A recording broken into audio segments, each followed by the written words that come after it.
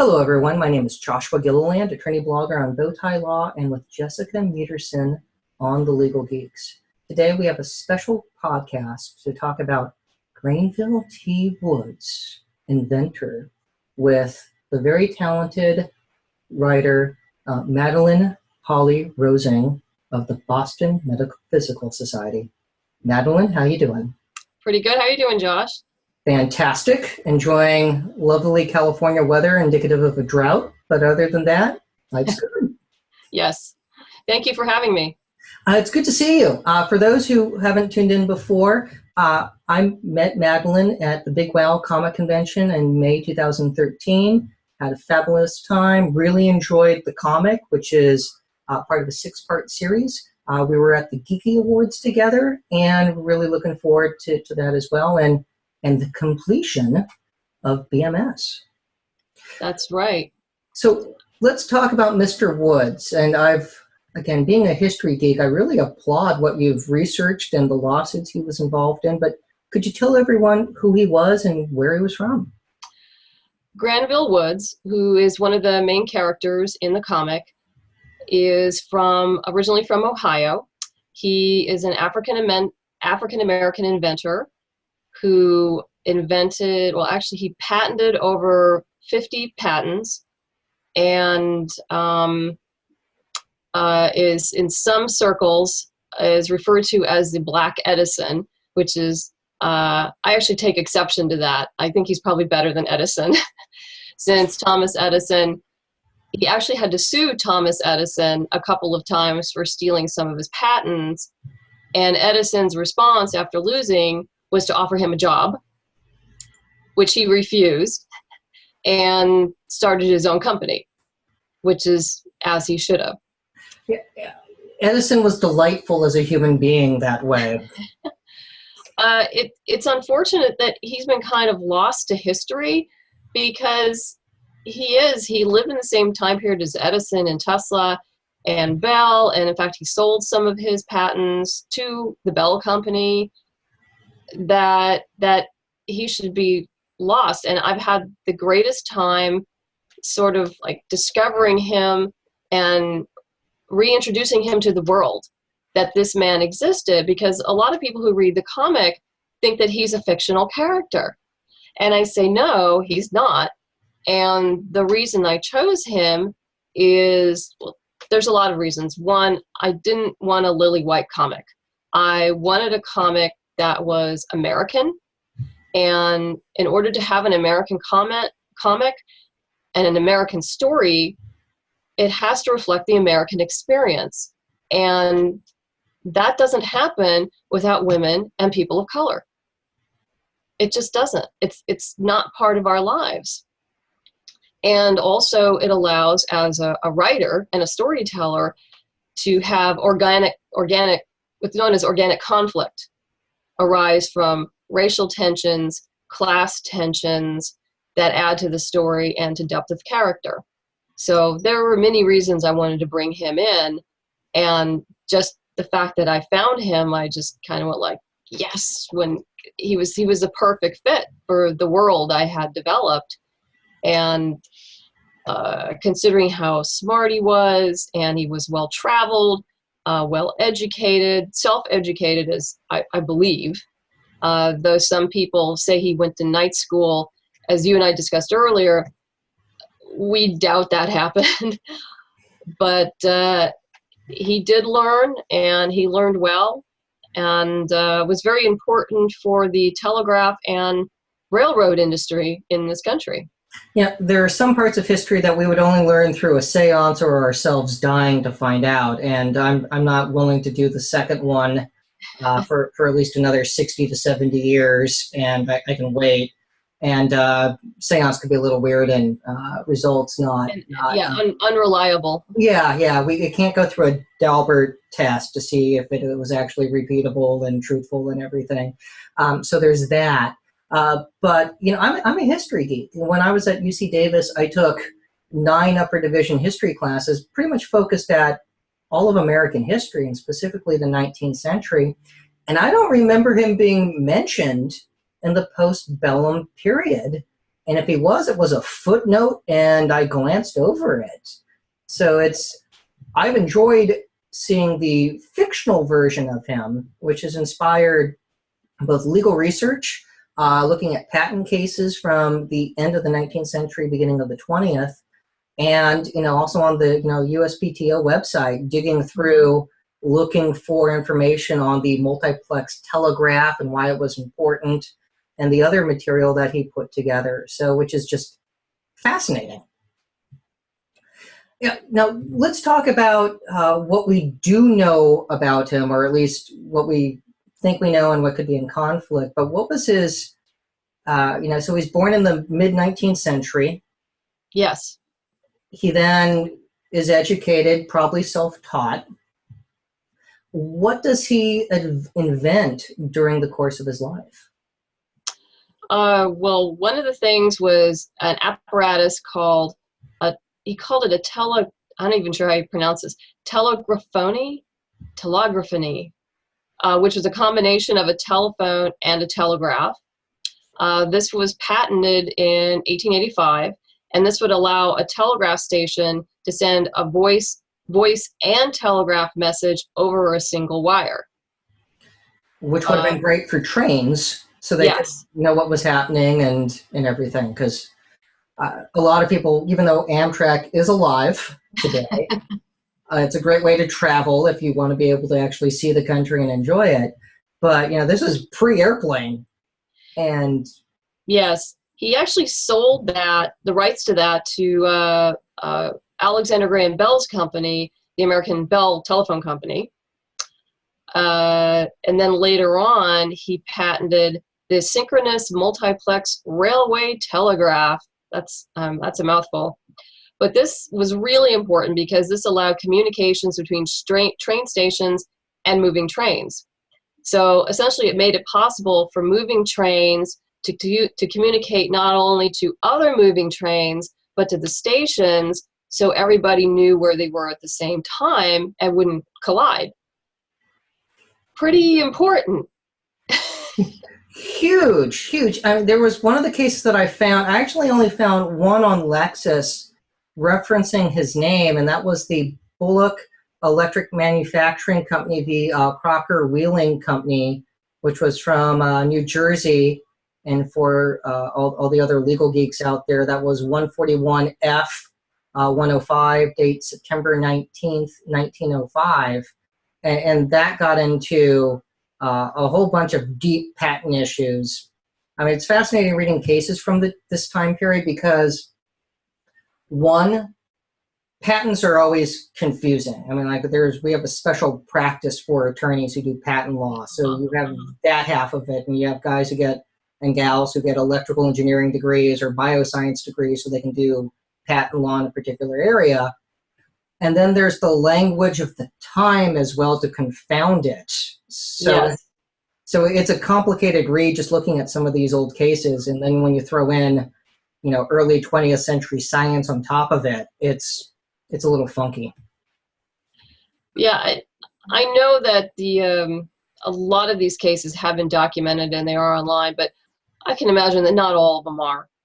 So I'm amazed that you were actually able to find one that mentioned him. And that was pretty much not even really about him so much as about the two other litigants. Yeah, because he assigned the right. So he had to pay bills somehow. So he invented things and sold it, which is kind of what inventors frequently do, unless you want to die holding your property rights starving. But that's just life. But it was a fascinating read. And looking for his name on the USPTO site was also a challenge, in part because of time. Mm-hmm. But I mean, they do a pretty good job on the website going back that far. But looking at the multiplex telegraph and doing a Boolean search for that on the USPTO site, I was able to find stuff back into the 20s, but he died in 1910. Yes. So, I mean, like we are digging deep for some of this, and there's a lot of history and a technology that isn't quite as used just because times are different. Yeah, I imagine you'd have to go dig around in the archives of the court clerk's office, both in Ohio and New York, to find the documentation that, you would probably love to take a look at and find out exactly what went on, say, between him and Edison. I have a buddy who works for the National Archives. He's actually, he's actually in the Library of Congress. Mm-hmm. And he might actually be able to have some tips on this. Oh, yeah. I might give him a call and go, hey, because he's good at finding this. I did make a mistake of when I first met, joking about whether the Library of Congress has a library card, and I had a 10-minute lecture on why not. So I did not have a sense of humor about that. But yeah. Don't ask that question again. No, I learned a lot. That was 2002. Never again. Well, let's talk about what else. What other contributions did you find from him to the country? I know. It was actually pretty hard to find anything else. I'm sure it was there, but most people the information that I got, they were just highlighting on the major points of his life. And I couldn't find a list of the 50 patents that he had put together. But I know that he, just from the fact that Edison was almost stalking him, that the man was smart and he had things that Edison wanted, which means the rest of the world would want it too. So how much of that history has that shaped your writing of both Woods and Edison and BMS? Whenever I use a real life character, I don't feel beholden to absolutely every factual data, because it's drama and you have to have a story. But what I do is try to retain the theme of who they are, the conflicts that they had, particularly with other people. And I was very pleased with the fact that he already had these conflicts with Edison. He knew Bell. Clearly Bell looked on him, at least, I don't know if fondly, who knows, but appreciatively, since he bought things from him. So I was able to bring all of that. The animosity between Edison and Granville is in the story. Tesla essentially thinks he's above everybody else. I do write Tesla very differently than at this point in time in the story than how history views him. That doesn't mean in later series it doesn't get closer to actual fact. Yeah, because Tesla really did get screwed by history with the fight with Edison and power. And if we had gone with Tesla's model of power, I mean, God, the 20th century would have been very different looking. Yes, most definitely. But with Granville, I mean, one account's even said that he would tell people that he was Australian because he felt that he got more respect if people thought he was Australian as opposed to an African American. And how sad is that? I mean, that's very sad, but a testament to the time. Oh, unfortunately. Golly, yeah. I mean, there's plenty of those stories. Just plenty of those very unfortunate stories from American history. So, but he's like I said before, I'm so thrilled to bring him out of obscurity, and particularly since he's such an American story. I mean, he came from a lower middle class family. He had a basic education. Got a job at like 10 years old at a mechanics and blacksmith machinist and blacksmith shop, and literally picked himself up by his bootstraps, educated himself into his own job. I mean, he created his own job. He was an entrepreneur. He's the very definition of an American, and yet he's ignored, or I should say just forgotten. And since, no offense to you, but since white males usually write the history books, they tend to forget women and people of color, particularly in the past. It depends who's writing, and there were always those who have defended the rights of man and the rights of everyone throughout U.S. Absolutely. history. Absolutely. You only have to look at crazy Joshua Giddings, who was, congressman from Ohio, and when Lincoln served one term in Congress, they were roommates at the boarding house, stayed with John Quincy Adams during his congressional tenure. And Giddings was the crazy guy arguing not just for emancipation and the rights of African Americans and former slaves, but that women's suffrage as well. I mean, very, very forward thinking. And it's a damn shame it took 50 years, to get amendments passed for women to vote post-Civil War, and the way that the post-bellum period, was just plagued by that. And you had new states and the western states, giving women suffrage long before, the amendments passed in for the 1920 election. But no, there's a lot there. So while it is noted, there have been plenty of people who have fought for everyone. There's always exceptions. Yes. Absolutely. Yeah, it's Abigail Adams at a point when she told John Adams, "Don't forget the women," and I really do believe John Adams thought long and hard about that. But they, part of the American experience is the promise that we have, and there have been many stumbling points, many lost opportunities, and that's always painful. I really do believe that Lincoln died at exactly the wrong time, because the initial plan for Reconstruction, Congress felt it didn't go far enough because Louisiana wanted back in first, and Lincoln was going to give them very, very favorable terms, and Congress said, no, we can't do that. And eventually the one that would be first would be Tennessee, and during Reconstruction. But Lincoln wasn't going to announce the plan that he had come up with until April 17th or 18th. And getting shot on Good Friday on April 14th and dying that Saturday morning derailed things, because when Johnson took over, Congress was out of session and the South had been totally defeated. They would have taken any terms. We could have done 40 acres and a mule. We could have really set the country on the right course, and nothing happens. And it's like we didn't even fight the war because Southern life remained the same for months.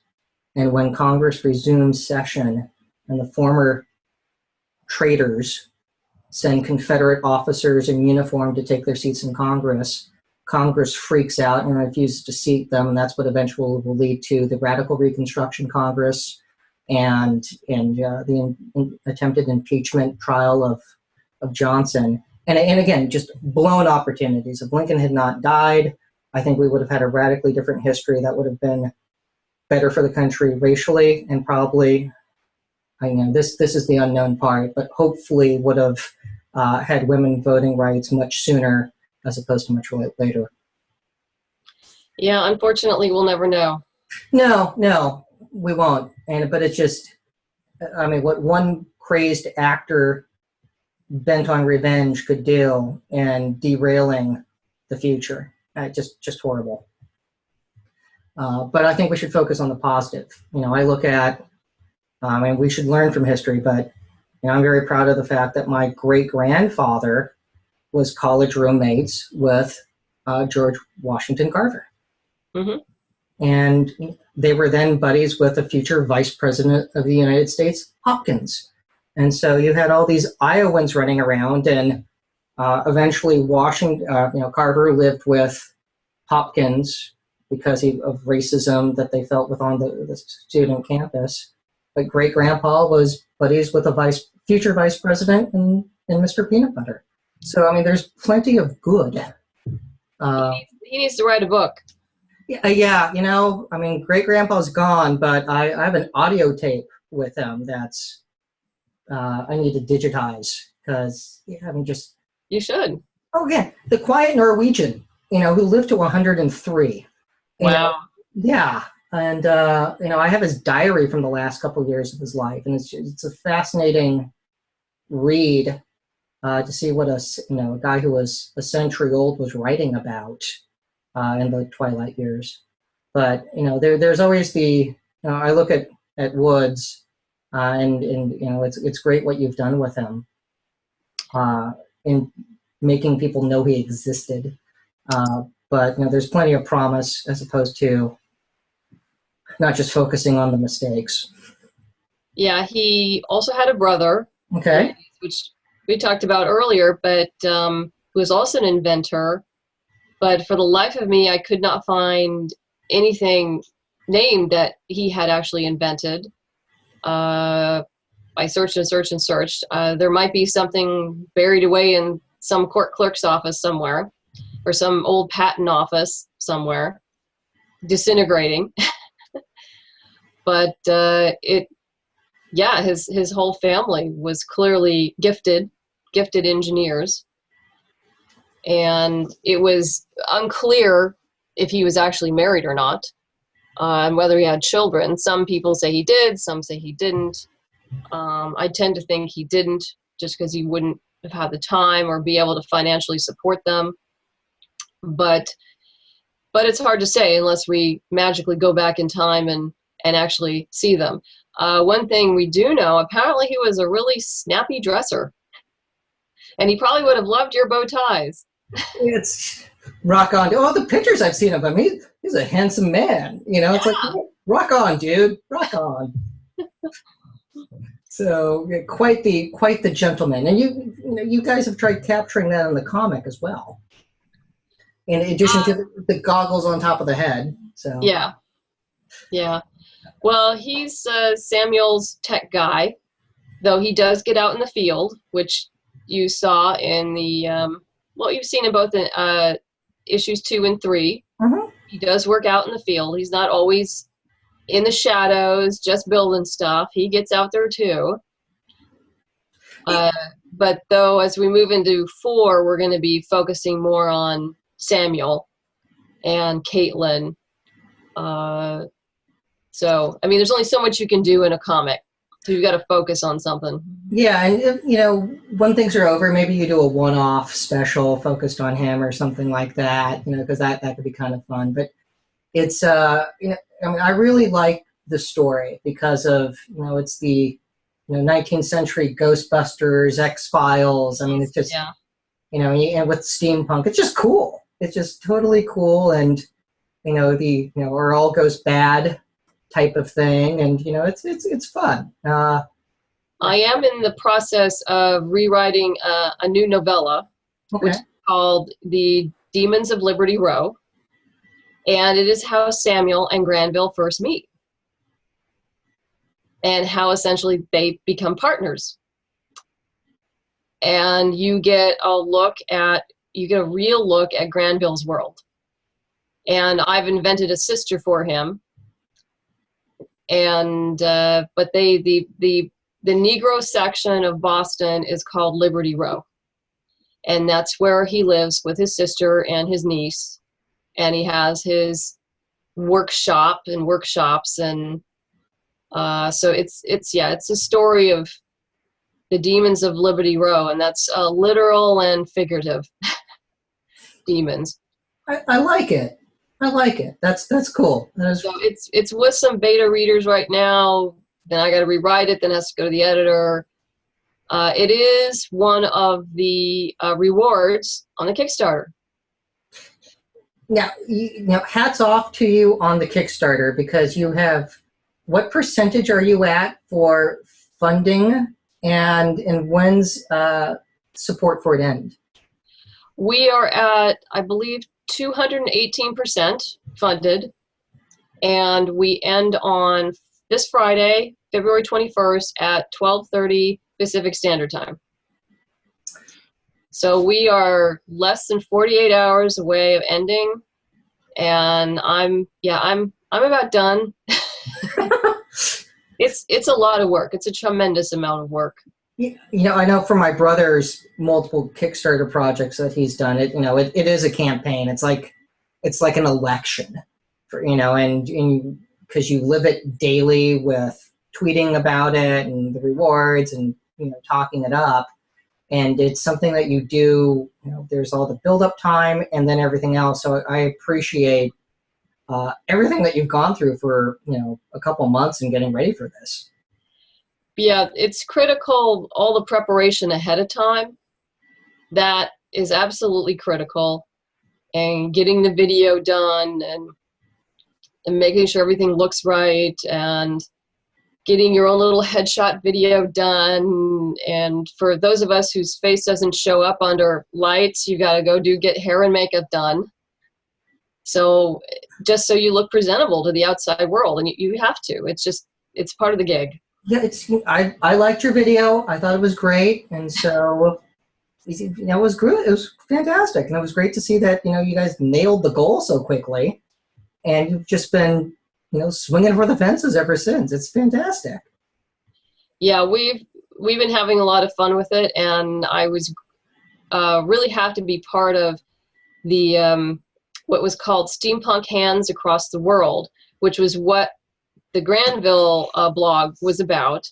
It was part of that event. It was a month-long event that was organized by the Airship Ambassador. It's called airshipambassador.com. Kevin Stile, who runs that, decided to do that. And literally all month long, we've had art and literature and blogs coming in. It's on Facebook from all over the world. From every culture you can imagine that adds, steampunk this or historical tidbits that or something, and it's been a lot of fun. That's so cool. Plus, it'd just be kind of neat to be the captain of an airship. You get the uniform. That's what those goggles are for, Oh, awesome. I recently read about the one Zeppelin or blimp engagement during World War II, mm-hmm. where a U.S. Navy a reconnaissance blimp engaged a U-boat. Wow. And it was I haven't heard about that. Yeah, and I saw it on IO9 and then did a little digging. But our surveillance force was supposed to just go out looking for submarines and then radio it in and not engage them because they're big, slow-moving targets. Yes. Well, they spot the U-boat, they call it in, and they realize that the U-boat's going to get to this tanker before others can get there. So they do their high-speed 17-mile-per-hour attack on the U-boat. They do get a few licks in, but they do get shot down in the process. But I was just reading. It was just like, it's not kind of crazy. I mean, God bless. I mean, how American is that? It's like, yeah, we are totally going to get our heads handed to us, but we're going to go in anyway because it's the right thing to do. It's like, that's America. I mean, it's God bless them. Clearly, it sounds like it was just to slow them down enough to allow the big guns to show up to help. It was just a delay tactic, probably. Yeah, there was a little of that, and there was probably, honor at stake of, do we really want to sit back and watch this U-boat kill these guys, or are we at least going to make a stand? And they chose to make a stand, and they lost one guy, and so out of the crew who drowned, but the others were rescued after a day at sea. But it was actually pretty good that I would figure they would lose all hands, but that's amazing that they only lost one guy. Yeah, it's fascinating. Well, and I grew up here in the Bay Area, in the South Bay specifically, in the shadow of Moffett Field, mm-hmm. where we have Hangar 1, which was the hangar for the USS Macon, and then we had two other very big dirigible hangars as well. And I'm blanking on the names that we had in there. But, in my childhood, those were full of P-3s chasing Russian submarines. But, it's just, looking at those old pictures of the thing, of those airships, mm-hmm. just beautiful. And that's part of the mystique of steampunk, and what you're doing is being able to see that come to life in a totally different way. That's just cool. Yeah, I will be writing a novella at some point in the future about what's called the House Wars, which is my version of the Civil War, Okay. which happens before the start of the comic. Okay. Like 30, 35 years before the start of the comic. And there will be, it's essential, the story will, since it's just a novella, will focus on an air battle between airships. And that's it. And the crew that mans one of these airships. So I'm actually looking forward to writing that. It's just finding the time because I have all these other things I have to do before I get there. Hey, bills, work, yeah. I understand that the challenge of doing blog posts is one thing. Writing a full-blown comic or a novella, that's more than I do. So I admire your ethics in being able to get that much work done. Thank you.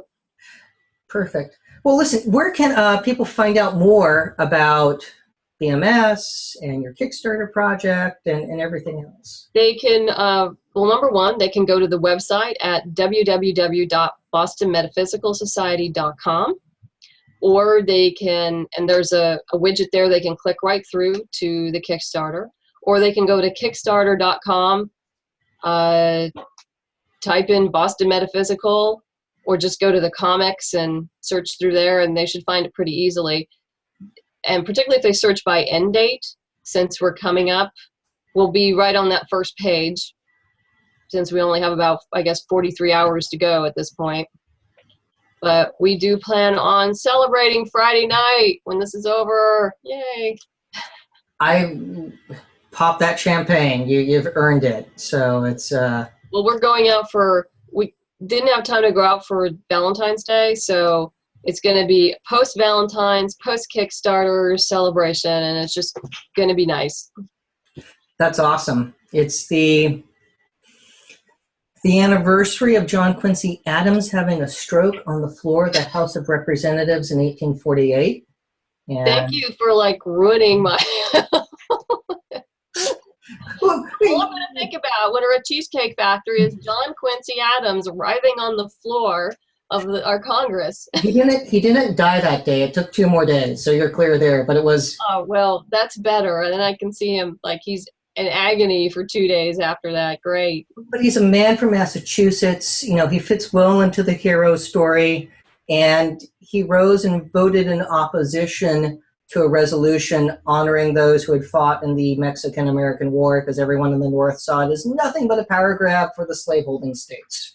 So it's actually, again, being the lawyer, I always found it really heroic, because if I'm going to go out, I prefer going out fighting for something like that. It's about as cool as death as a lawyer can have. Which might sound really dark in comparison if that's what I think, but yes, that's... Yeah. It's a little dark, but it's okay. So you're going to be at Big Wow, right? Oh, of course. Okay. And looking forward... I will be there in June. Okay. Isn't that the week before Memorial Day? Is it? I have to look. Yeah, I have a whole schedule, but yeah, I'll be at... For those of you who are watching who go to Comic-Cons, I will be at Emerald City, WonderCon, Long Beach Comic Expo, Phoenix Comic Expo, Amazing Las Vegas, the Gaslight Gathering in San Diego, which is a steampunk convention, which I'll also be a panelist there. So I'm going to be all over the place. Well, I do have my derby, so, I also do have the campaign hat, so I could break one of these out and go support. So, but you need to add goggles to those. I'll see what I can do to order some, but it's Amazon. Amazon, and there's the Gentleman's Emporium has some cool stuff. They have some beautiful things there, and also if on Facebook you can check out some of the steampunk groups, and there's some wonderful makers that they make one-of-a-kind things, so you'll have something unique. I mean, that's one nice thing about working with the steampunk makers is everything is handmade. You're not going to get it anywhere else. And it's usually well done. Like Dr.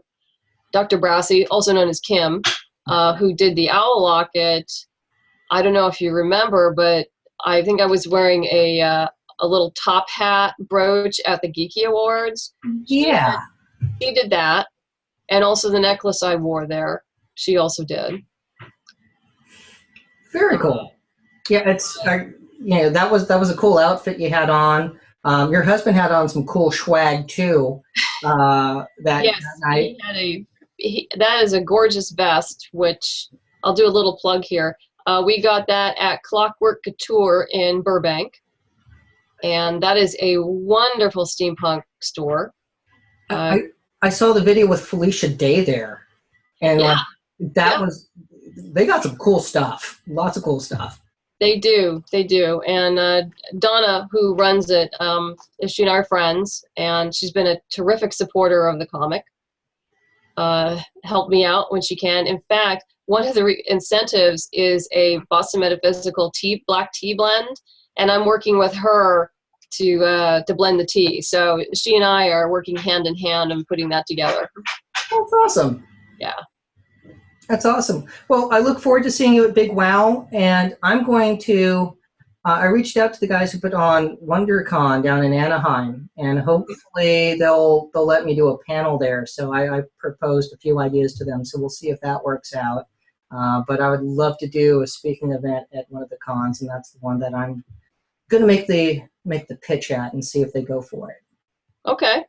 So well, I will be there too. Working the table, as you know.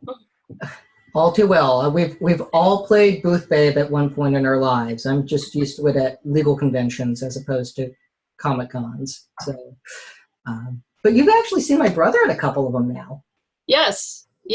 We're like this now. We're buddies. Yes. Yeah, it was just as Samuel T. as Samuel T. Clemens, and I was about to say Samuel T. Twain, but no, Mark Twain, Samuel T. Clemens, and he looks great as Samuel Clemens. He really pulls that off well. Well, for his Kickstarter campaign, he didn't shave or get a haircut for a couple months as they film things in sequence, and so he shaved, but still had the crazy hair, and did that for that show. So, which was, he did a really good job. So, very good job.